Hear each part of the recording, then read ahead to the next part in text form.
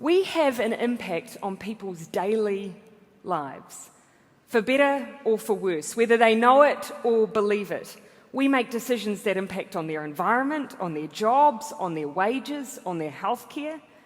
And that's why good government has always mattered.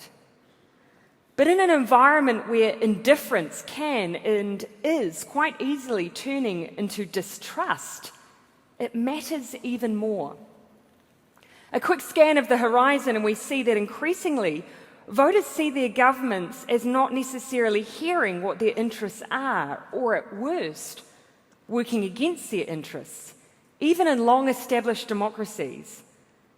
Now, that may not be a new phenomenon. Politicians have long been the focus of derision.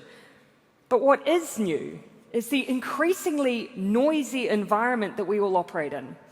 Fake news, fragmented interest groups, and multiple sources of news and information that people increasingly distrust. It's an environment made for shock politics, where only the noisy or the surprising are heard. The result? Around the world, democratic values and institutions are under threat in a way that many of us never expected to see in our lifetimes. Nationalist sentiment that closes off the possibility of countries working together is surging. Authoritarian movements and regimes are on the rise. Norms that we in New Zealand and Australia perhaps take for granted, the rule of law, the peaceful transfer of power, freedom of expression, are being challenged in new and explicit ways. These trends are possible because large numbers of people believe, rightly or wrongly, that their leaders are failing them. Now, unfortunately for us as political animals, I don't think we can afford to sit back and claim that we're simply misunderstood.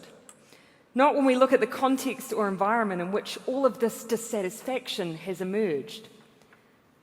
We can start with the state of many developed economies. Now, while they continue to grow in overall economic terms, if not as quickly as they once did, they have too often failed to share the benefits of that growth. In many countries, while the very wealthiest have grown consistently wealthier, the rest have seen little or no real rise in their incomes or their living standards over decades. Inequalities that deepened with the great deregulating reforms of the 1980s and 90s have become a permanent feature of these economies, not a brief moment of pain